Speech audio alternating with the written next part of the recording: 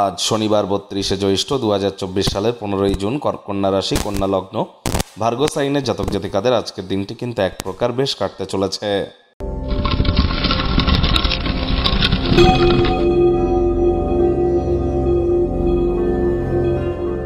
ভিডিওটি শুরুতেই স্ক্রিনে আপনারা দেখতে পাচ্ছেন শনি মহারাজের গায়ত্রী মন্ত্র। ওম সূর্যপুত্রায় বিদ্মহে মৃত্যুরূপায় ধীমহি তন্ন সৌরী প্রচোদয়াৎ। এটি প্রত্যেক দিন সন্ধ্যেবেলা করে ১০৮ বার করে জপ করুন। না পারলে অন্তত আজকের সন্ধ্যেবেলা তো করুন, অত্যন্ত উপকৃত হবেন। আজ যেহেতু শনিবার, ভুলেও সরিষার তেল বেগুন খাবেন না এবং সরিষার তেল বেগুন লবণ লোহা এই ৪টি জিনিস যেন আজ ক্রয় করবেন না। আর শনি ৩০শে জুন কিন্তু বক্রী হতে চলেছে।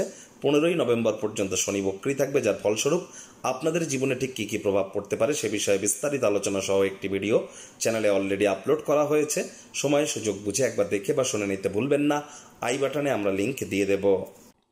ভাগ্যমিটার আজ আপনাদের বলছে 7.5 আউট অফ 10 ভাগ্য আপনাদের অনুকূলেই থাকবে। তবে পারিবারিক জীবন সম্পর্কে আপনাদেরকে একটু সাবধানতা অবলম্বন করেই চলতে হবে। শুভ সংখ্যা থাকছে 9, শুভ রং থাকবে লাল। আজ কায়িক পরিশ্রম হলেও শরীর মনে সতেজতা এবং তরতাজাই আপনারা অনুভব করবেন। দীর্ঘদিনের পুরনো রোগশোক অসুস্থতা থেকে আজ মুক্তি পাওয়ার দিন, পরিত্রাণ পাওয়ার দিন। কাজের চাপ আপনার বিরক্তির কারণ হতে পারে। আপনি অর্থ সংক্রান্ত বিষয়ে কোনো মামলায় জড়িত থাকলে আদালত কিন্তু আপনাদের পক্ষে সিদ্ধান্ত দিতে পারে, যেটি আপনাদের উপকারে আসবে। আপনার বন্ধুবান্ধবরা বা বন্ধুদের যে মুহূর্তে আপনার সবচেয়ে বেশি প্রয়োজন তখন থেকেই কিন্তু তারা হতাশ হতে পারে।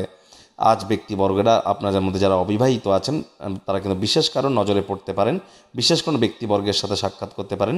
তবে সম্পর্কে এগিয়ে যাওয়ার ক্ষেত্রে সেই ব্যক্তির অবস্থা সম্পর্কে আগে কিন্তু পরিষ্কার ধারণা আপনাদের থাকা উচিত। আজ আপনি বুঝতে পারবেন যে সুখী বিবাহিত জীবনের অর্থ কী। আজ কিন্তু আপনার সম্পদের অপ্রত্যাশিত উত্থান কিন্তু হতেই পারে। অতীতে করে রাখা আর্থিক বিনিয়োগের কারণে লাভান্বিত হতে পারেন। শরীর স্বাস্থ্যেও উন্নতি পরিলক্ষিত হচ্ছে। আয় ইনকাম তো বাড়বেই। চাকরিজীবীদের বস কলিগদের সাথে ভাব ভালোবাসা বাড়বে। কর্মে গতি অনুভব করবেন। প্রমোশন পদোন্নতিও হতে পারে। পরিবার পরিজন নিকটে স্থানীয় ব্যক্তিবর্গদের উপরে জোর করে নিজের মতামতকে জাহির করতে যাবেন না। ছোটোখাটো ব্যাপারে অন্যের বিষয়ে ভুল ত্রুটি ধরার স্বভাব থাকলে ত্যাগ করুন, তা না হলে সম্পর্কের অবনতি কিন্তু হতে পারে।